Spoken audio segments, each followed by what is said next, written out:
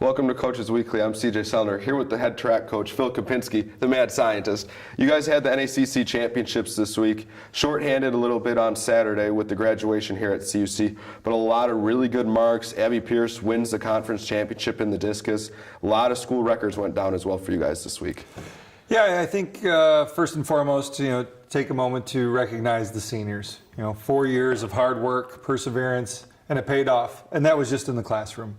Athletically, anything is a little extra icing on the cake, so to speak. And you look at Abby Pierce. I guess it came down to her last throw. She was in 4th place going into her last throw and then ripped out her last collegiate throw, moved her from 4th to 1st. And she won the conference championship. Now we're hoping in the next couple last chance meets we can hopefully secure a spot for nationals. So it was a really good day for Abby. Family was on hand, so it really turned out great.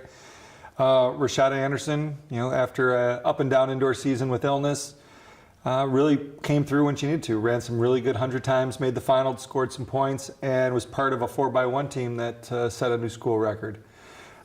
Joe D, made the effort to throw and get to graduation. Thank him for that.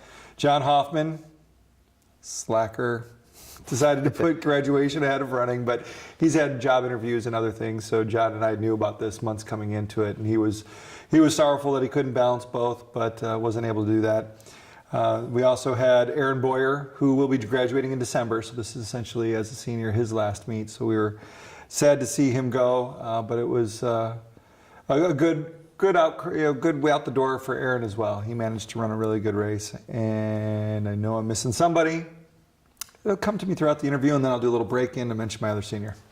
Well, throughout this week, you guys had really just kind of get prepared. Weather's been disasterful for your mapping out of all your data points. Mm-hmm. But you guys had so many school records fall. Chelsea Wilson continues to run well. And now you guys are getting to the point where everything shrinks down a little bit and people are getting to those last chance meets. So continuing to map those points, and how do you kind of get everybody ready for these last chance meets to try to make a national run?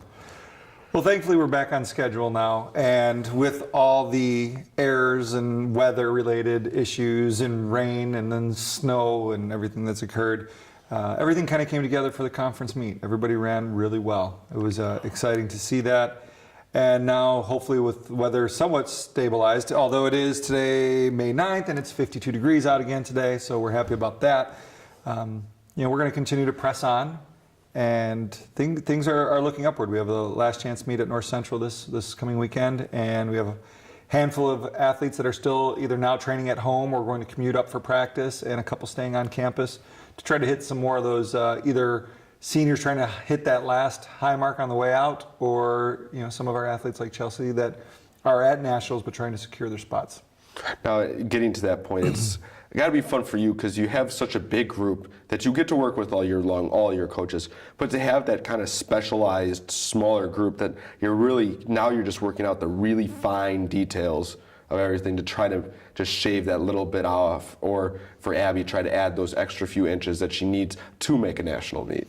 Well, and where it's interesting is that it is the fine-tuning. You kind of have a plan, and we break it down into, there's a guy by the name of Tudor Bompa, if you ever want to have some really annoying reading, Tudor Bompa, the father of periodization and training. You can read some of his work, and what we do is just create your macro and your microcycles, and now we're into one of those very fine, like you say, last points of the season. And I mean, there's strengths and positives with it, and there's also negatives. You'd love to have a group of 10 people doing these last set of workouts so they can all push each other. Unfortunately, for Chelsea being the only one that's that close, we'd love to have 3 Chelseas, 3 Rashadas, 3 Jasmines, we're still training this week, because then it's the high water in the harbor, raises all ships theory. If there's people to push, you're all going to get better. But it is a nice opportunity. It does, I think the key is we don't have to be up at 6 in the morning to do it right now. I think that's with school being done. Are you more thankful for that, or are they? I think they are. I don't mind. I'm always up. But I think they're happier. We get the opportunity to run a little bit later in the afternoon. The sun's up. I think that's probably the biggest boost to the training cycle. I think their bodies have adapted to where we're at. So we'll thank school for being done. I think that helps. Well, yeah. Everybody loves when school's done. Not me. I'm a parent of 3. I don't want it to be done. You don't love your kids? I do, but I love it when they're at school. Oh, okay. Your parents felt the same way about you? I don't know about that. But this week, it's, as you said, you're getting to the fine details.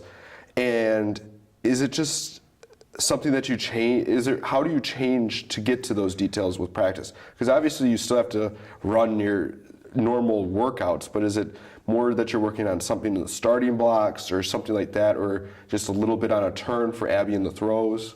Well, for the throws, it's all about, Abby's had the opportunity to break down her throws into multiple steps.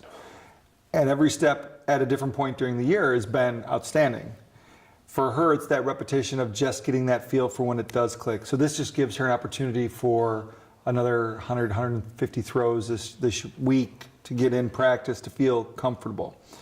Is my release point right? Am I too fast? Am I pushing? Am I pulling? The different aspects of throwing that become important. So for a thrower, Abby's got all the pieces. Now it's just, can we put them all together in one place?